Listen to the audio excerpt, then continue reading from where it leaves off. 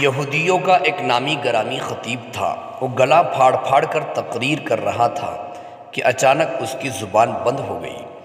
مجمع میں شور ہوا کہ بولیے، چپ کیوں ہو گئے؟ پھر بھی اس کے لبوں پر جیسے خاموشی کی مہر لگ چکی ہو۔ مجمع سے برابر شور بلند ہو رہا تھا کہ بولیے بولیے، کیوں چپ ہو گئے؟ اس نے کہا، ہم میں کوئی محمدی آ گیا ہے۔ یہ یہودیوں کا ایک نامی گرامی خطیب تھا جس کی زبان اچانک بند ہو گئی اور بدحواسی کا شکار ہو گیا۔ لوگوں نے کہا کہ کیا اس محمدی کو قتل کر دیں؟ نہیں نہیں، قتل مت کرو۔ یہودی خطیب لرزہ بر اندام ہے اور تھر تھر کانپ رہا تھا۔ اس کی زبان لڑکھڑا رہی تھی۔ کافی دیر بعد اس نے کہا، او محمد کا کلمہ گو، کیا تو میرا مقابلہ کر سکتا ہے؟ اچانک ایک بزرگ کھڑے ہوئے جنہیں دنیا حضرت بایزید بسطامی رحمۃ اللہ علیہ کے نام سے یاد کرتی ہے۔ انہوں نے کہا، او یہودی، تو نے محمد صلی اللہ علیہ وسلم کے کلمہ گو کے بارے میں سنا ہے؟ محمد صلی اللہ علیہ وسلم کے کلمہ گو کو نہیں سنا؟ پوچھ کیا پوچھتا ہے؟ لیکن ایک بات یاد رکھ، میں بھی تجھ سے ایک سوال کروں گا، کیا تو جواب دے گا؟ یہودی خطیب نے کہا کہ ہاں دوں گا۔ حضرت بایزید رحمۃ اللہ علیہ اسٹیج پر چڑھ گئے۔ دونوں آمنے سامنے تھے۔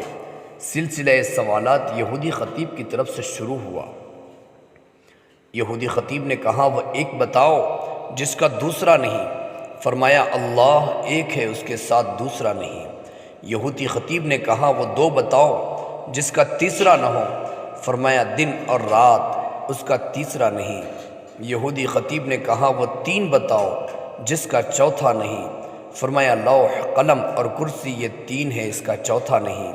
یہودی خطیب نے کہا، وہ چار بتاؤ جس کا پانچواں نہیں۔ فرمایا، تورات، زبور، انجیل اور قرآن، یہ چار ہے، ان کا پانچواں نہیں۔ یہودی خطیب نے کہا، وہ پانچ بتاؤ جس کا چھٹا نہیں۔ فرمایا، اللہ نے اپنے بندوں پر 5 نمازیں فرض کی ہے، 6 نہیں۔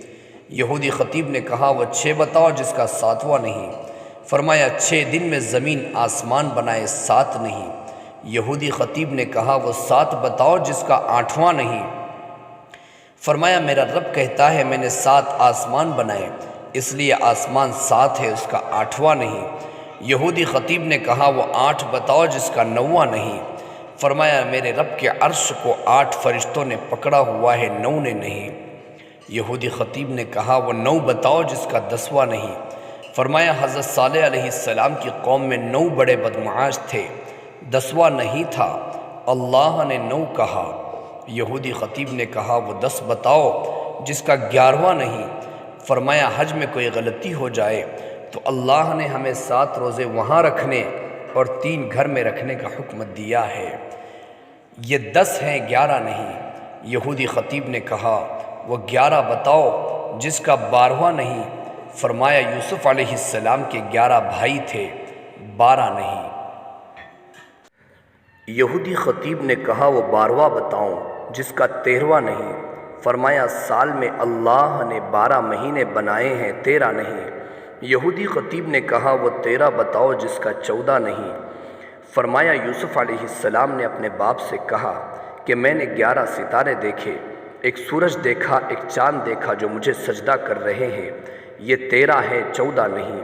یہودی خطیب نے کہا، وہ چیز بتاؤ جس کو خود اللہ نے پیدا فرمایا اور پھر اسی کے بارے میں خود ہی سوال کیا۔ فرمایا، حضرت موسیٰ علیہ السلام کا عصا، ڈنڈا اللہ کی پیداوار ہے، لیکن خود اللہ نے حضرت موسیٰ علیہ السلام سے اس کے بارے میں سوال کیا کہ اے موسیٰ، تیرے ہاتھ میں کیا ہے؟ یہودی خطیب نے کہا، سب سے بہترین سواری کون سی ہے؟ فرمایا، سب سے بہترین سواری گھوڑا ہے۔ یہودی خطیب نے کہا، سب سے بہترین دن کون سا ہے؟ فرمایا، جمعہ کا دن سب سے بہترین ہے۔ یہودی خطیب نے کہا، سب سے بہترین رات کون سی ہے؟ فرمایا، لیلۃ القدر کی رات سب سے بہترین ہے۔ یہودی خطیب نے کہا، سب سے بہتر مہینہ کون سا ہے؟ فرمایا، رمضان کا مہینہ سب سے بہترین ہے۔ یہودی خطیب نے کہا، وہ کون سی چیز ہے جس کو اللہ نے پیدا کر کے اس کی عظمت کا اقرار فرمایا؟ فرمایا، اللہ نے عورت کو مکار بنایا اور اس کے مکر کا اقرار کیا۔ کہ عورت کا مکر بڑا زبردست ہے۔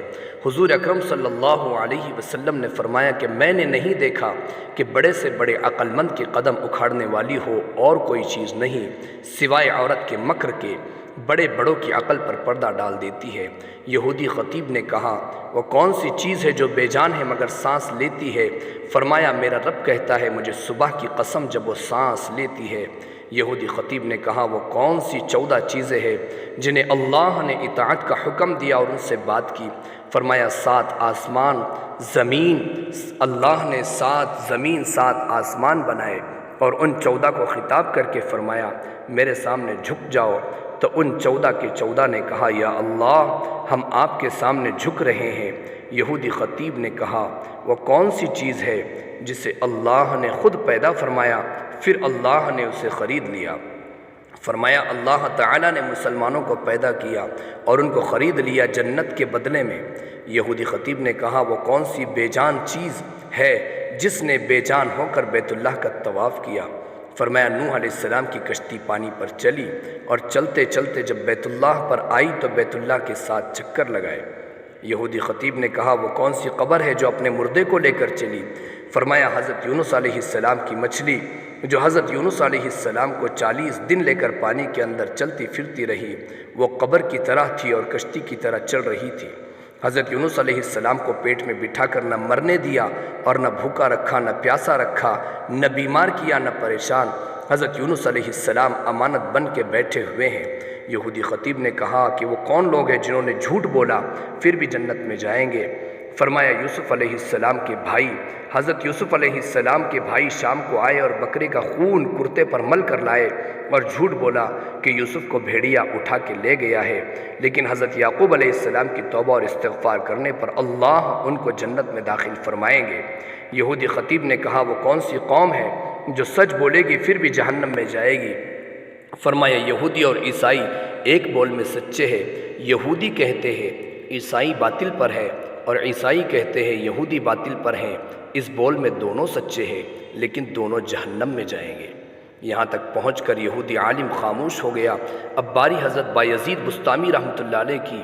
انہوں نے یہودی عالم کو مخاطب بنا کر ایک سوال کیا کہ ما مفتاح الجنہ، مجھے بتا جنت کی چابی کیا ہے؟ یہودی عالم خاموش ہو گیا تو نیچے مجمع سے لوگوں نے کہا بولتے کیوں نہیں؟ بولو، تم نے سوالوں کی بوچھار کی۔ وہ ہر ایک کا جواب دیتا رہا اور آپ ایک کا بھی جواب نہیں دے رہے۔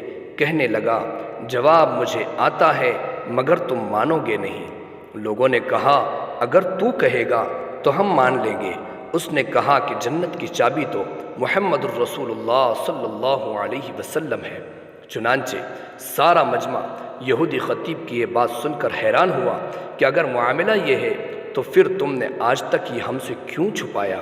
یہودی خطیب تو وہاں سے سرک گیا، لیکن وہاں پر موجود سینکڑوں حقیقت پسند اور منصف مزاج لوگوں نے سرکار دو عالم صلی اللہ علیہ وسلم کا کلمہ پڑھ لیا اور اسلام میں داخل ہو گئے۔